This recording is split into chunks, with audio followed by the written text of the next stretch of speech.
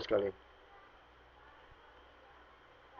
Baiklah anak-anakku sekalian, kita masuk ke materi bab ketiga, yaitu usaha, pesawat sederhana, dan kerja otot rangka.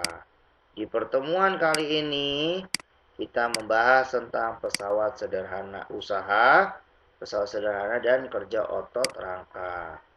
Nah, di sini ada yang kita bahas apa saja, yaitu tentang usaha, yang dibahas adalah tentang gaya dan perpindahan benda tersebut.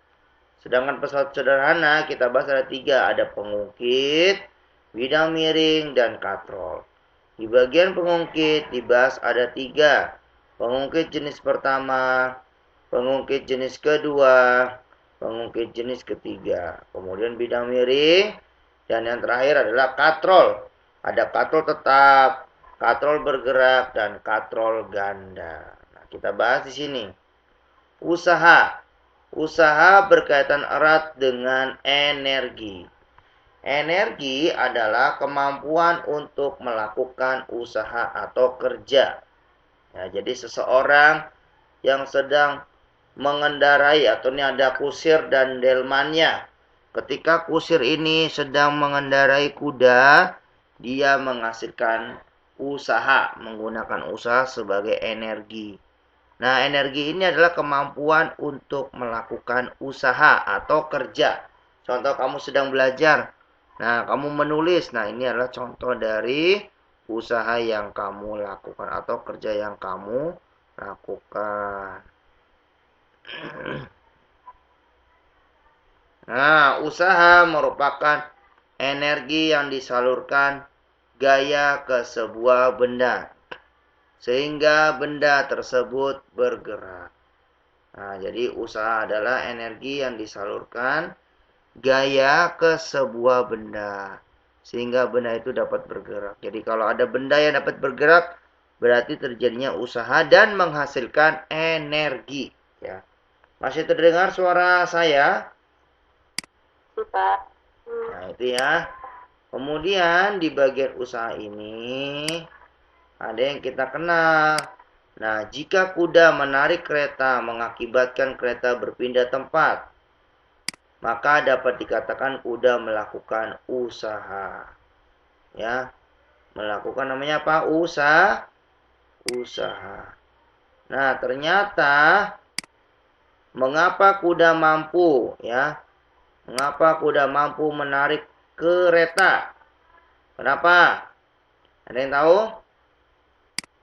Kenapa kuda mampu menarik kereta? Karena terjadinya usaha atau terjadinya pergerakan pada kuda yang berjalan. Nah, dan dia menghasilkan energi sehingga dia mendapatkan usaha. Karena ditarik juga nih sama kusirnya, dipukul atau disabet ya, dia bergerak maju ke depan. Nah, ini contoh usaha. Banyak sehari-hari kamu di mobil, kamu naik mobil ya, naik motor ya, itu juga usaha untuk mengendarai motor dan menghasilkan energi. Nah, kemudian dari usaha itu kita bahas tentang hubungan antar usaha, gaya dan perpindahan. Usaha berkaitan dengan gaya dan perpindahan. Usaha terjadi jika gaya yang bekerja pada suatu benda mengakibatkan benda itu berpindah tempat, ya. Usaha berkaitan dengan gaya dan perpindahan. Usaha yang terjadi jika gaya yang bekerja pada suatu benda mengakibatkan benda itu berpindah tempat. Jadi berpindah tempat. Jadi kalau ada benda yang berpindah tempat namanya usaha. Apa namanya anak-anak? Usaha. Nah, jika gaya yang tidak bekerja, kalau tadi bekerja, kalau ini tidak bekerja, tidak menyebabkan perpindahan, berarti tidak berpindah dia, bendanya. Dikatakan benda itu tidak melakukan usaha. Berarti benda itu tidak melakukan usaha, ya. Itulah penjelasan yang terdapat di dalam sebuah usaha. Ada yang berpindah namanya usaha, jika tidak berpindah tempat namanya tidak melakukan usaha, ya. Tidak melakukan usaha. Nah, kita lihat di sini kalimatnya, berdasarkan pengertian usaha, jika pada sebuah benda bekerja gaya F hingga benda itu berpindah sejauh S, benda usaha merupakan hasil kali antara gaya dan perpindahan. Jadi, besar usaha yang dilakukan kita ini hasil kali antara gaya dan perpindahannya. Itu apa? W sama dengan F dikali S. Gaya dikali perpindahan, satuannya meter. W-nya adalah usaha, satuannya joule. F-nya adalah gaya, satuannya newton. Dan dikali S perpindahan, satuannya meter. Nah, maka 1 joule sama dengan 1 newton dikali 1 meter. Artinya apa? Kalau ya, Pak Fajar gambarkan misalkan seperti ini. Ya, kamu W. W itu lambangnya usaha, satuannya joule. Karena seorang ilmuwan namanya Prescott Joule. Sedangkan F gaya, satuannya newton. Karena ilmuannya namanya Sir Isaac Newton. Jadi kalau digambarkan seperti buat segitiga. Seperti ini ya. Kemudian buat garis tengah. Ke bawah, di sini ada W. W sama dengan F dikali S. Ini kurang titik ya. Kurang titik. W sama dengan atau kurang kali F dikali S. Kalau yang ditanya adalah W, maka F kali S. Tapi kalau yang ditanya F, apa berarti? W dibagi S. Ya enggak? Paham ya? Anak-anak? W dibagi S. Nah, ini ya W bagi S. Kalau yang ditanya adalah S perpindahan, maka W ya dibagi F. Ya, W dibagi F. W dibagi F. S sama dengan W dibagi F. Nah, ini adalah rumus dari gaya dan perpindahan ya. Itu dia penjelasannya. Paham semuanya? Jelas? Nah, kita beri contoh ya. Saya berikan contoh soalnya dulu untuk kalian tentang usaha. Sebentar. Ya, jadi kita cari di sini di Google. Kamu boleh searching di Google, banyak contoh-contoh referensi untuk dibahas tentang usaha. Google. Ya. Kita cari dulu tentang usaha. Contoh soal dari usaha itu sendiri. Contoh soal usaha dan energi kelas 8. Nah, kita lihat cari. Biasanya banyak di website ya. Di internet banyak sekali. Kita cari, klik. Nah, kita cari di sini nih. Ternyata ada soal yang berkaitan dengan usaha. Nah, ini dia nih. Nah, ini dia. Dayu menarik. Ya. Ada sebuah soal seperti ini. Kita langsung cari soal ini. Misalkan soal nomor 2. Dayu menarik sebuah gerobak berisi pasir. Ya. Dengan gaya sebesar 500 Newton. Sehingga gerobak tersebut berpindah sejauh 10 meter.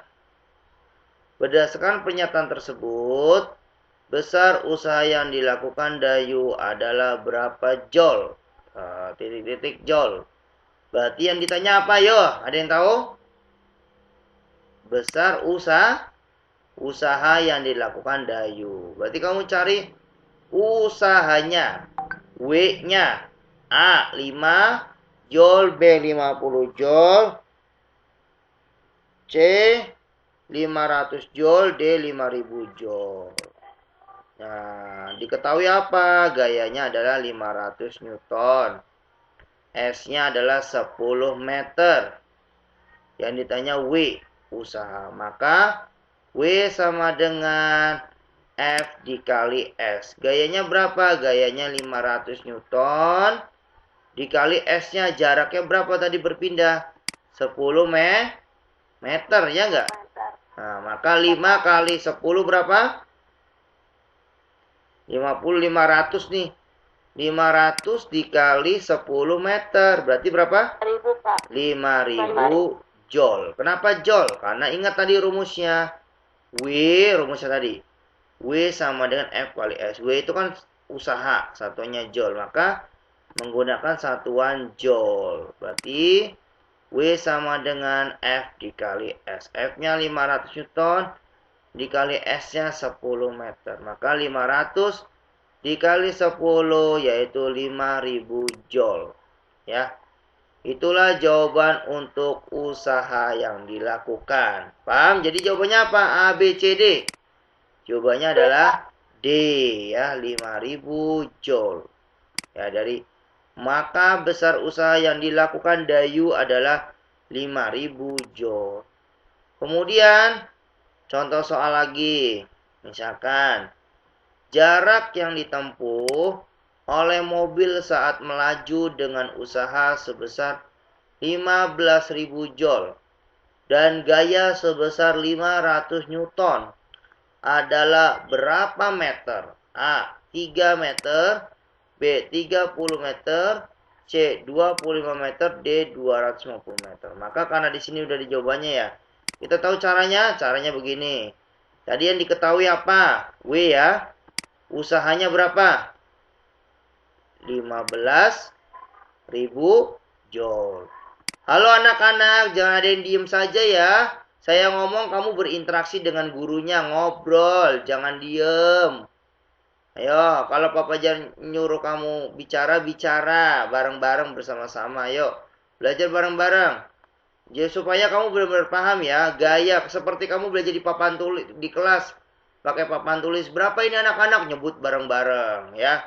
Gayanya berapa ini? 500 Newton. Maka diketahui W-nya 15.000, F-nya 15 Newton, ditanyakan adalah S. Kenapa S? Karena yang ditanya adalah berapa, yang ditanya adalah M. S berarti berapa perpindahannya. Jaraknya W sama dengan F dikali S. Ya. F dikali S, maka S, karena rumusnya adalah yang ditanya S, maka S sama dengan W dibagi F. W-nya berapa tadi? 15.000 dibagi F-nya, gayanya 500. Maka 15.000 dikali 500, 30 meter. Itu ya, jawabannya berarti apa tadi? B ya. Jawabannya B. Nah, itu contoh soalnya. Dan seterusnya ya. Kita kembali lagi ke materinya. Itu jadi contoh soal ya.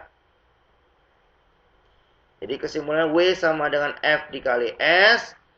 F kali S, maka kalau ditanya F maka W bagi S. Kalau ditanya S maka W dibagi F. Nah, kemudian hubungan antara daya dan usaha. Apakah setiap benda mempunyai kecepatan yang sama dalam melakukan usaha? Ya. Mulai. Nah, dua buah mobil yang sama berat menaiki sebuah bukit bersama-sama. Keduanya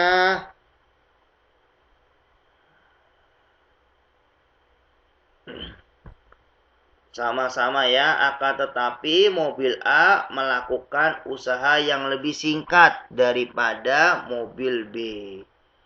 Mobil A dikatakan mempunyai daya yang lebih besar, ya. Mobil A mempunyai daya yang lebih besar.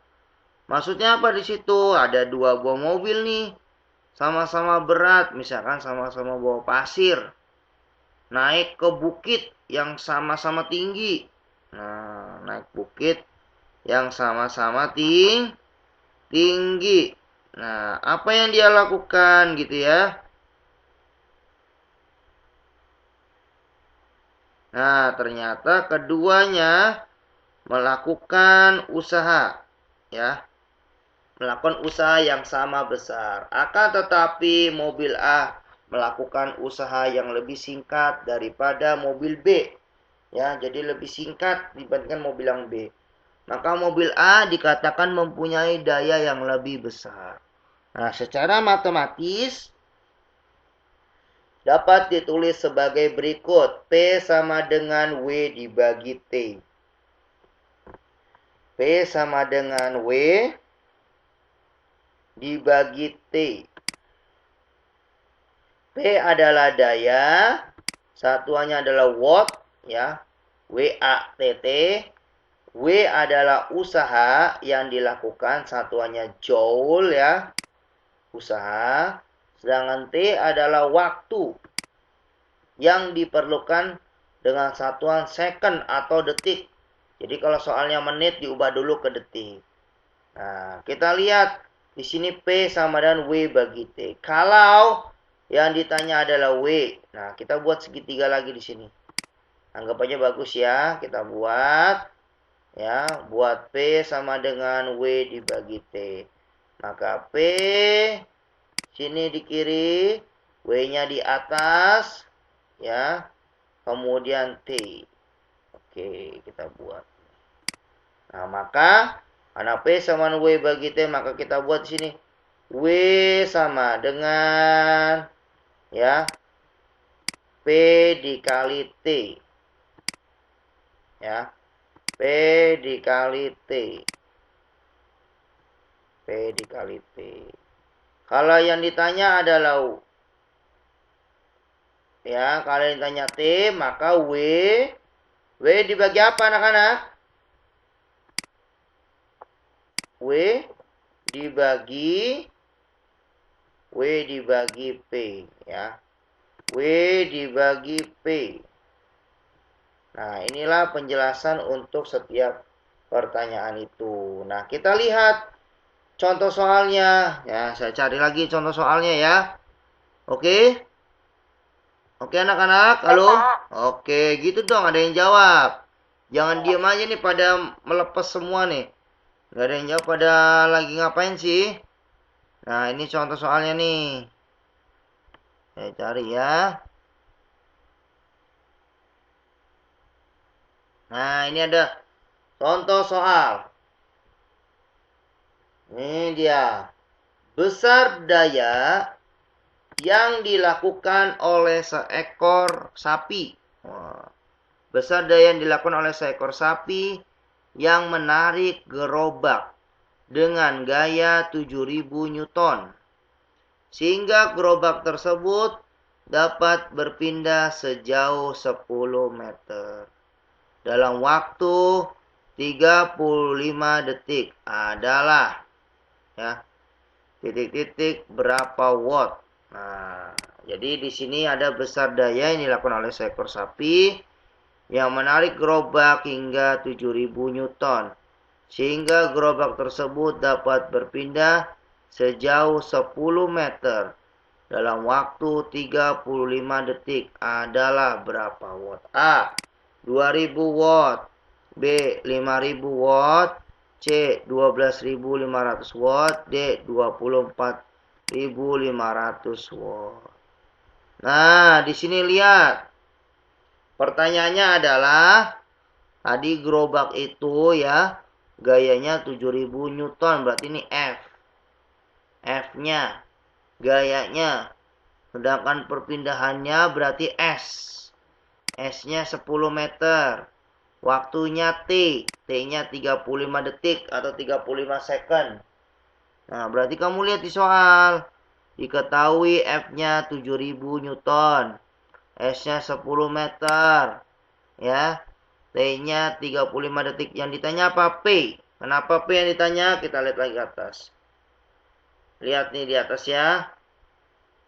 Berapa watt? Adalah watt. Karena di sini watt, ingat kalimat watt itu berarti rumusnya dari daya. Satuannya watt. Maka karena yang ditanya daya, maka rumusnya P sama dengan W dibagi T ya. P sama dengan W dibagi T. Sorry ya, ini internetnya, websitenya ada iklannya nih. P sama dengan W dibagi T. Maka P sama dengan F dikali S. Ya, P sama dengan F dikali S. Kenapa F kali S? Karena W ini tadi ingat rumusnya usaha, F dikali S kan. Kamu pecahin dulu, menyelesaikan masalah rumus dulu. Rumusnya usaha, berarti kamu nyari rumusnya W-nya dulu. Oh, rumusnya usaha apa ya tadi ya? F kali S, kemudian dibagi T waktunya. Berapa detik tadi. Nah, kita masukkan rumusnya P-nya tadi sama dengan 7000 Newton dikali 10 meter. Kita cari menyelesaikan dulu rumus usaha dibagi 35 detik atau 35 second. Maka 7000 kali 10 berapa anak-anak? 7000 kali 10? 70.000 joule. Nah, dibagi 35 detik. Maka 70.000 dibagi 35 detik. Berapa? 2000 watt. Ya, jawabannya adalah 2000 watt. Paham anak-anak? Jelas ya? Paham ya, itu dia penjelasan soalnya. Nah, kita kembali lagi ke materinya. Jadi tergantung soalnya. Oh, jadi kalau yang ditanya P, ada yang langsung berapa watt, misalkan langsung ada 2000 joule dibagi waktunya berapa. Nah, ini ada juga kamu nyelesain dulu rumus usaha baru dimasukkan ke dalam rumus daya. Ya, daya namanya, rumus daya. Daya adalah hasil dari usaha yang dilakukan. Jadi pertama usaha, kemudian jadi energi, energi menjadi daya. Nah, itulah penjelasan pada pertemuan pagi hari ini. Nah, kita lanjut ke materi kedua. Namanya pesawat, apa namanya? Pesawat sederhana. Apa itu pesawat sederhana? Pesawat sederhana adalah segala jenis perangkat. Ya, pesawat sederhana adalah segala jenis perangkat yang dia hanya membutuhkan satu gaya untuk bekerja. Nah, untuk bekerja ya, segala jenis perangkat yang hanya membutuhkan satu gaya untuk bekerja. Jadi gayanya ini dilakukan hanya satu kali pengerjaan. Nah, contohnya apa? Untuk memindahkan beban berat ke tempat yang lebih tinggi digunakan pesawat sederhana yaitu katrol dan bidang miring. Contoh, kamu ngangkat galon. Supaya ngangkat galon air minum itu mudah, kamu pakai bidang miring. Ya, kamu dorong sehingga mudah ke atas. Atau kamu mengangkat air yang di sumur. Nah, itu menggunakan ember ya, air yang di sumur. Nah, ini juga menggunakan katrol. Nah, pada prinsipnya pesawat adalah alat untuk memudahkan melakukan usaha manusia dengan besar usaha yang dilakukan tetap. Jadi kalau kamu ingin mempermudah melakukan sebuah usaha menggunakan alat, namanya pesawat sederhana. Apa namanya? Pesawat sederhana. Nah, ini ada orang lagi gunting apa ini namanya? Gunting kertas. Berarti dipotong kertasnya ya. Kertasnya dipotong menjadi satu bagian. Nah, ini menggunakan alat. Alatnya menggunakan bidang miring nih. Potongnya dengan cara miring seperti ini lebih mudah. Seperti pisau. kamu potong buah, misalkan buah mangga, potongnya piring. Nah, ini lebih mudah juga. Nah, alat-alat yang seperti ini termasuk namanya pesawat sederhana. Jadi, pesawat sederhana ini sebagai alat untuk melakukan sebuah usaha. Ini gunting ini memotong ke kertas. Nah, ini sebagai pesawat sederhananya, yaitu guntingnya. Guntingnya sebagai pesawat sederhana. Paham semuanya? Paham ya? Halo, perhatikan gak semuanya? Ya, suara mana yang lain? Assalamualaikum. Ya, perhatikan ya. Ya, selanjutnya di pesawat sederhana ini ada yang kita bahas yang pertama namanya tuas atau pengukit. Jadi di pesawat sederhana kita bahas ada tuas pengukit, kemudian ada bidang miring, dan ada katrol. Nah, kita bahas satu-satu dulu tentang tuas atau pengukit. Yaitu apa? W dikali lengan beban sama dengan F atau gaya dikali lengan kuasa. Semakin panjang lengan kuasa, semakin kecil gaya kuasa, keuntungan mekanisnya. Nah, jadi kalau semakin lengan kuasa ini semakin panjang nih, ini namanya lengan kuasa nih. Yang LK nih, ini kan ada gambar sebelah kanan kamu ada tuas atau pengungkit cungkit.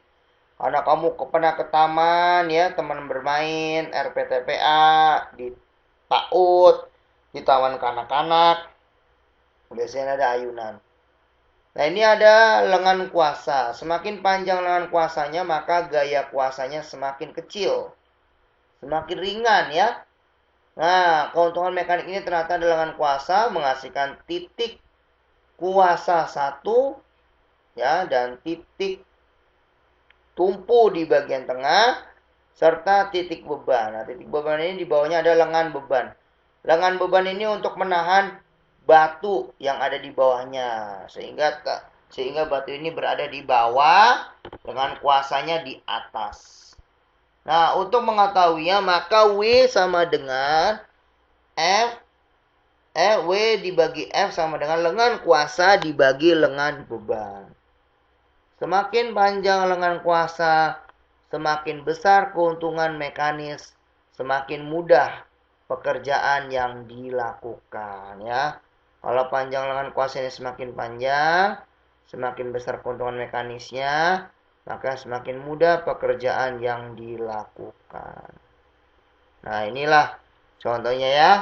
W ini adalah sebagai beban sehingga batu itu terangkat dan membutuhkan gaya supaya seimbang. Supaya apa? Seimbang. Nah, kita beri contohnya rumus ini tentang tuas atau pengungkit. Banyak sekali di internet ya contoh-contoh soal yang berkaitan dengan tuas atau pengungkit nih. Google.com. Kita cari di sini tentang contoh soal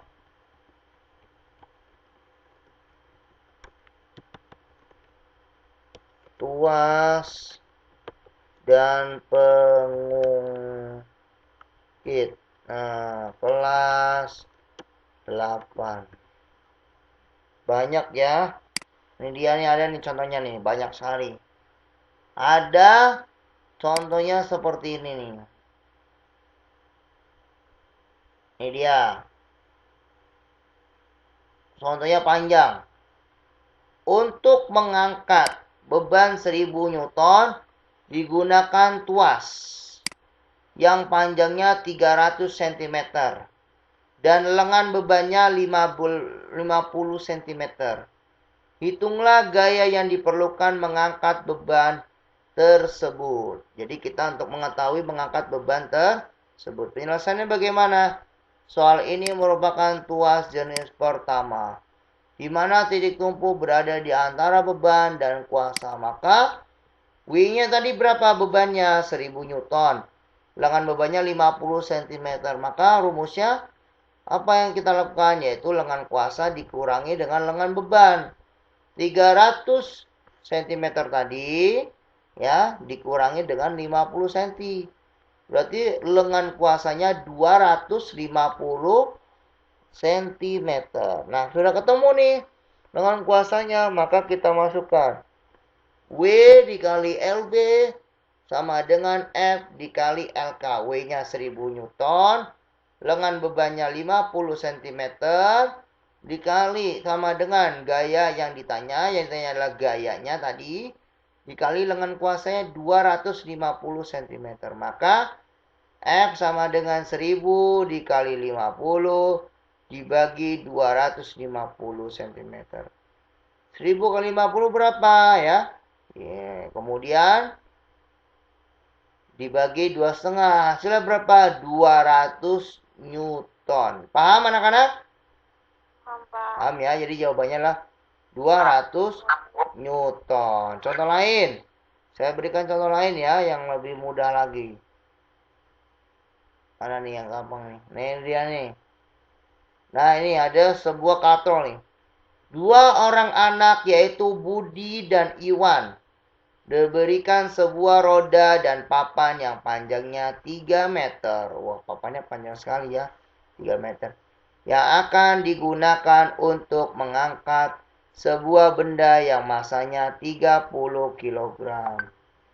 Jika percepatan gravitasinya di tempat tersebut 10 meter per second kuadrat, Budi menyusun papan tersebut seperti gambar A. Sedangkan Iwan menyusun papan tersebut seperti gambar B. Perhatikan gambar papannya ya. Kalau yang A itu 30 kg di sebelah kiri, sedangkan yang B ini 30 kg di sebelah kanan, di tengah. Nah, kita masukkan di sini. Berarti siapa yang memerlukan gaya paling kecil untuk mengangkat benda tersebut? Jelaskan berapa keuntungan mekanis masing-masing sistem. Nah, kita masukkan rumus satu. M-nya 30 kg, lengan bebannya 1 meter. Lengan kuasanya 2 meter, gravitasinya 10 meter per second kuadrat. Maka kita cari W-nya. Kita cari gayanya. Maka W dikali lengan beban sama dengan F dikali lengan kuasa. Maka M, karena ini tanya adalah F, maka W ini kan ada gaya gravitasi ya 10 meter per second. Maka kita pakai rumus berat benda. W sama dengan M kali G. M-nya berapa? M-nya 30 kg. G-nya adalah 10 meter per second kuadrat. 30 kali 10, 300 Newton per meter. Dikali dikali 1. Ya.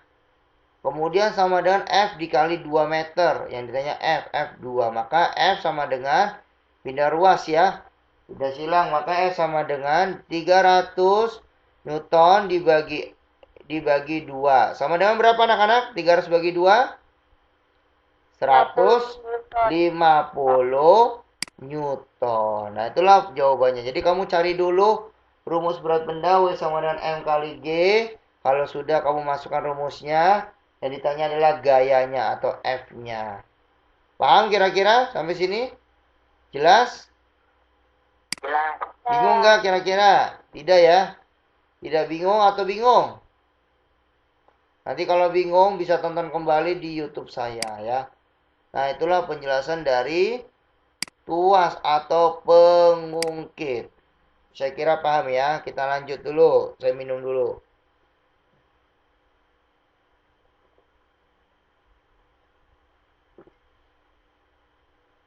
Nah, kita lanjut ke tuas atau pengungkit. Tadi di sini ada jenis-jenis pengungkit ya. Ada 3 jenis pengungkit. Ada jenis pertama, jenis kedua, dan jenis ketiga. Ya. Jenis pertama, jenis kedua, dan jenis ketiga. Nah, jenis kedua dan jenis ketiga. Jenis pertama apa sih? Titik tumpu berada di antara beban, ya, dan titik kuasa. Contohnya apa? Gunting. Kamu tahu gunting nih ya? Nah, gunting ini sebagai titik tumpunya di tengah nih, yang sebagai obengnya nih, bautnya nih. Nah, ini ya murnya ini sebagai titik beban atau TB, ya. Kita tulis TB. Kemudian titik kuasanya adalah ketika kita memegang dari gunting itu. Ya, titik kuasa. Masukkan jari kamu ke dalam lubang itu ya. Titik kuasa namanya. Sedangkan titik bebannya adalah, perbaikan ini namanya titik tumpu ya, yang di bagian tengah. Yang di bagian lubang mur ini namanya titik tumpunya. Nah, titik bebannya di mana? Titik bebannya adalah ketika kamu memotong kertas. Di bagian yang tajam ini nih, ini titik beban. Nah, jadi titik tumpu di antara titik beban dan titik kuasa. Paham? Halo? Paham ya anak-anak ya? Nah, kemudian jenis yang kedua adalah beban di antara titik tumpu dan titik kuasa. Contohnya pembuka tutup botol. Nah, ini pembuka tutup botol ini titik bebannya berarti ketika kamu berada di ujung tutup botol, ya, titik beban, kamu buka nih minuman botolan gitu ya, pakai tutup botol ceklek gitu kan. Dan titik tumpunya berarti menumpu di bagian tengah. Dengan titik kuasanya adalah, ya, titik tumpu dan titik kuasanya adalah di bagian tangan. Ketika kamu memegang nih titik kuasa. Nah, ya. Nah, kemudian ada lagi jenis ketiga. Titik kuasa berada di antara titik tumpu dan beban ya. Titik kuasa berada di antara titik tumpu dan beban. Contohnya sekop. Ya, contohnya apa? Sekop. Titik kuasa berada di antara titik tumpu dan titik kuasanya di mana? Ketika kamu megang sekop, kamu tahu sekop gak? Pacul misalkan. Nah, ini titik kuasa kamu. Kemudian di antara titik tumpu. Nah, titik tumpunya mana? Titik tumpunya adalah pada saat kamu menahan nih, menahan di bagian tengah. Kemudian titik bebannya adalah di ketika kamu mengambil pasir misalkan. Titik bebannya di sini. Nah, ini mengangkat beban. Nah, jadi beda-beda contohnya. Nah, kita beri contoh ya. Saya beri contoh di internet. Banyak sekali contoh-contoh dari tuas jenis pertama, tuas jenis kedua, dan tuas jenis ketiga. Ya, kita cari di sini macam-macam contoh jenis tuas ya. Macam tuas ya atau pengungkit. Nah, kita cari di sini nih. Nah, kita cari lagi.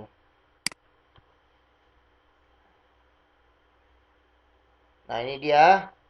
Ada ya. Nih, macam-macam apa saja nih. Nih, tadi orang angkat beban. Kita cari dulu sampai ketemu ya. Nah ini dia nih. Jenis yang pertama contohnya adalah gunting tadi ya. Paku dan palu. Nah, contohnya apa nih kalau tuas pertama? Ada gunting, ada pemotong kuku, ya, ada tang, ada linggis, dan ada alat pencabut paku. Nih, pencabut paku nih. Ya. Kemudian itu jenis yang pertama. Sedangkan jenis golongan yang kedua, tadi titik tuasnya bebannya berada di antara titik kuasa dan titik tumpu. Contohnya apa? Contohnya ada gerobak roda 1, ya, alat pemotong kertas, alat pemecah kemiri, ya, kemudian ada alat pembuka tutup botol. Nah, ini tuas golongan kedua. Sudah berarti tuas yang bebannya berada di antara titik kuasa dan titik tumpu. Sedangkan tuas golongan ketiga adalah, ya, yang golongan yang ketiga adalah, perhatikan di sini, yaitu titik kuasa terletak di antara titik beban dan titik tumpu. Contohnya apa? Contohnya adalah sekop, penjepit roti, staples, pinset, dan alat pancing atau bisa juga gunting ya, sendok ya, garpu. Nah, ini juga termasuk tuas golongan ketiga karena sekop itu sama dengan sendok, sama dengan garpu ya. Itulah penjelasan dari tuas jenis ketiga. Paham semuanya? Halo? Masih mendengar suara ya saya? Pak. Masih ya, masih mendengar ya suaranya gurunya. Baik, kita lanjutkan.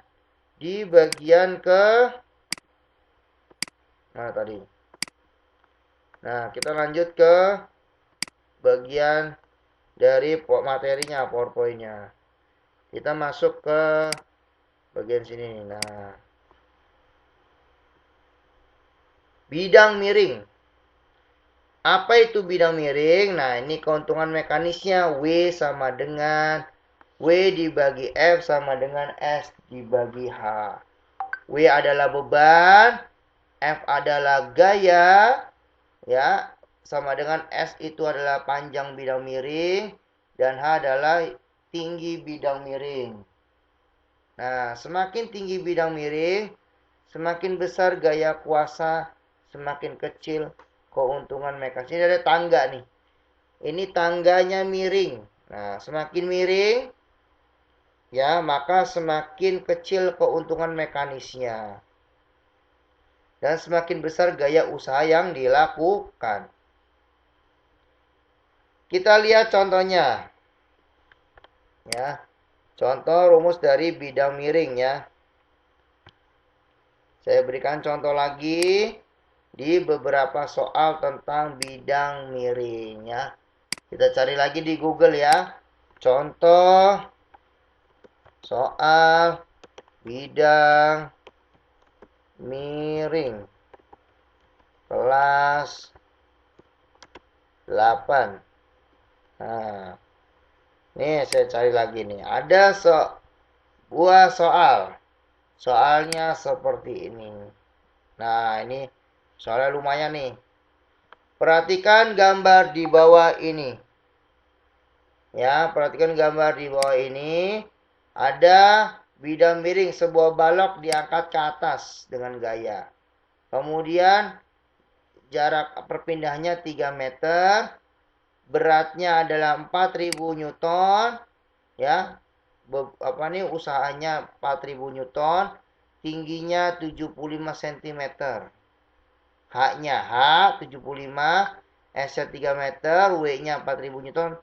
Yang ditanya gayanya F-nya berapa ketika balok ini ke atas dengan bantuan bidang miring.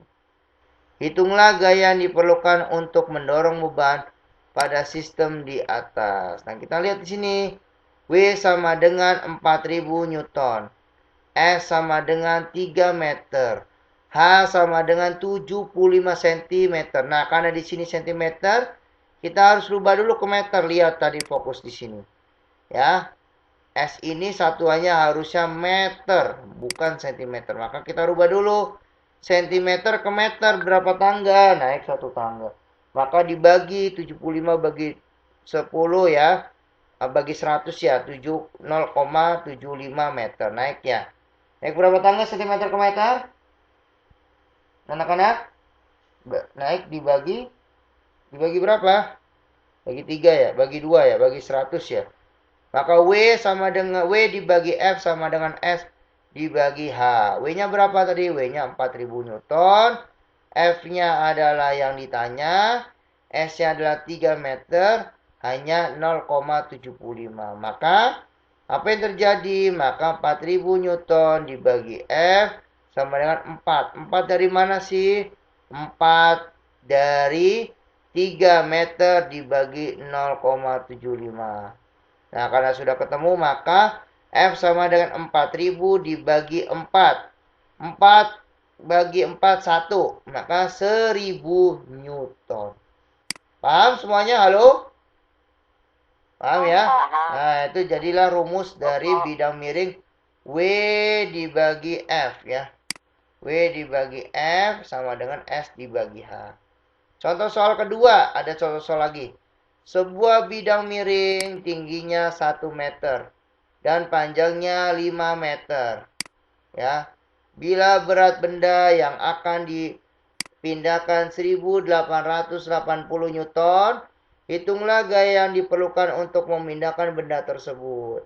Bagaimana cara penyelesaiannya? W sama dengan 1880 Newton. S-nya 5 meter ya. Hanya 1 meter. Tingginya 1 meter. Maka W dibagi F sama dengan S dibagi H. W-nya 1880. F-nya adalah yang ditanya. S-nya adalah 5 meter dan hanya 1 meter. Maka 5 dibagi 1, 5, ya enggak?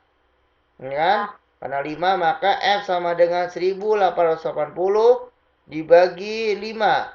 Hasilnya adalah 1850, hasilnya 376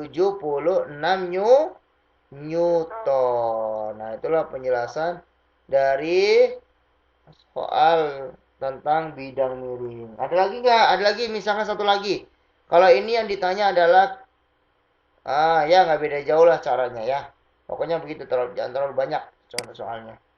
Nah, kemudian kita masuk ke materi yang ketiga, namanya katrol. Jadi pesawat sederhana ini kita bahas tadi tuas atau pengungkit. Yang kedua pesawat sederhananya yaitu bidang miring, dan yang ketiga adalah katrol. Nah, katrol ini dapat merubah arah gaya. Arah gaya ya. Berdasarkan tempat kedudukan katrol terbagi menjadi 3. Ada katrol tetap, katrol bergerak, dan katrol ganda. Katrol tetap adalah titik tumpu berada di antara beban dan titik kuasa. Maka kilo km, keuntungan mekaniknya sama dengan lengan kuasa dibagi lengan beban sama dengan 1. Kenapa 1? Karena talinya hanya ada 1 nih, lihat. Tali, kamu tahu tali ya, talinya hanya ada 1, lihat nih. Ini ada roda nih, rodanya berputar. Dia ini seperti, kamu tahu nggak tiang bendera merah putih? Halo? Anak-anak tahu tiang bendera merah putih? Yang upacara kan pasti benderanya ditarik ya, ditarik ke atas kan? Bendera ditarik ke atas kan? Nah, ini termasuk katrol tetap karena ditarik dengan tali 1. Ini benderanya ditarik ke atas. Kalau upacara bendera kan seperti itu ya, pengibaran bendera. Ini seperti beban, ada beban W. Nah, kemudian ditarik ke atas. Nah, ini dengan bantuan 1 tali namanya katrol tetap. Maka rumusnya KM sama dengan lengan kuasa dibagi lengan beban sama dengan 1. Sedangkan katrol yang bergerak adalah beban yang berada di antara titik kuasa dan titik tumpu. Maka KM sama dengan lengan kuasa dibagi lengan beban sama dengan 2. Kenapa 2? Karena talinya ada 2. 1, 2. Dan dia ini bisa bergerak ke kanan dan ke kiri katrolnya. Ditarik dengan W bebannya. Titik tumpunya di tengah. Kalau katrol ganda, gabungan katrol tetap dengan katrol bergerak. KM-nya adalah jumlah talinya. Jumlah talinya berapa? Oh, ganda. Berarti bisa 3, bisa 4 katrol. Berarti gabungan antara katrol tetap dan katrol bergerak. Namanya katrol ganda. Gabungan ya, kolaborasi. Ada berapa tali di sini? 1 ditarik. Putar lagi 2. Kemudian 3. Berarti ada katrol ganda. Ada 3 tali. Paham ya anak-anak ya? Jelas? Jelas. Kita beri contoh soal lagi tentang katrol bergerak ya. Contoh soal katrol kelas 8. Kita cari lagi di Google ya. Di sini ada contoh soal katrol kelas 8. Ini dia nih. Nah, ini ada beban nih. Nah, ini. Kemarin ada soal seperti ini ya anak-anak ya. Ada soal UTS. Halo.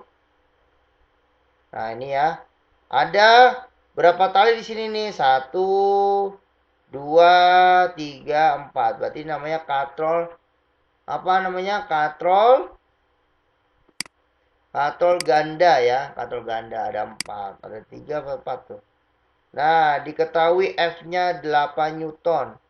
Gayanya 8 Newton nih ketika ditarik menggunakan tali. Bebannya terangkat ke atas.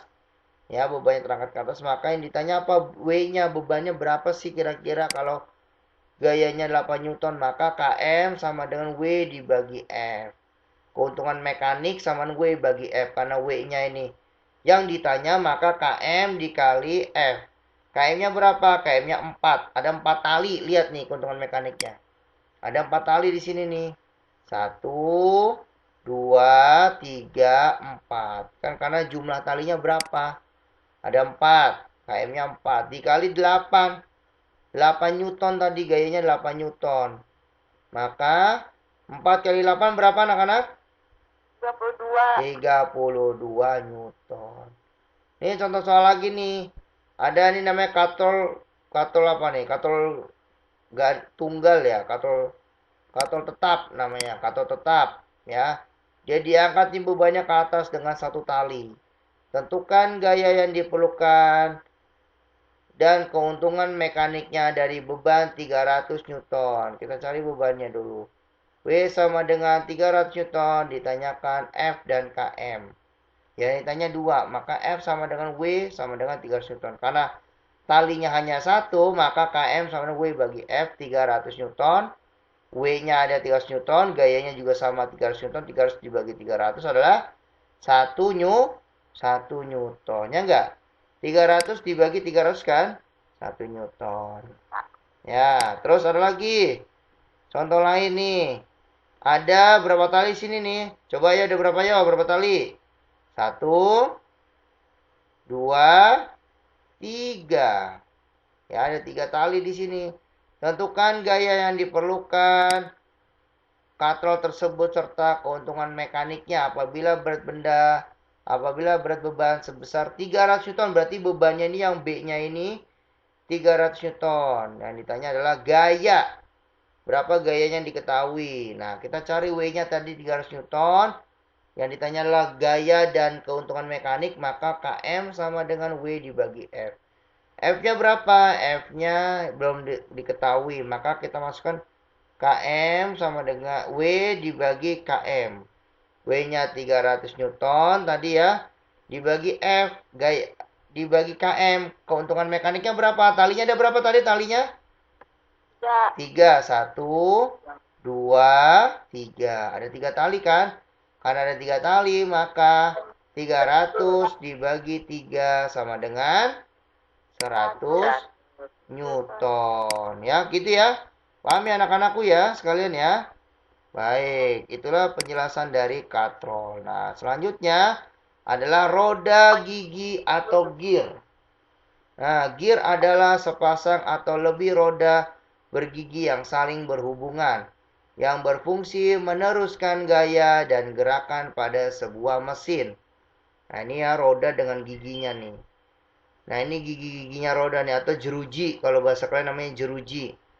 Nah, ini untuk apa sih? Meneruskan gaya dan gerakan pada sebuah mesin. Kamu goes sepedanya, sehingga meneruskan gaya dan gerakan pada sebuah mesin, pada motor atau sepeda. Nah, maka rumusnya apa? Efisiensi sama dengan output yang bermanfaat dibagi input totalnya berapa. Barulah ketemu efisiensinya. Nah, itulah penjelasan dari roda gigi atau gear ya. Kemudian pesawat sederhana dalam sistem rangka pada manusia.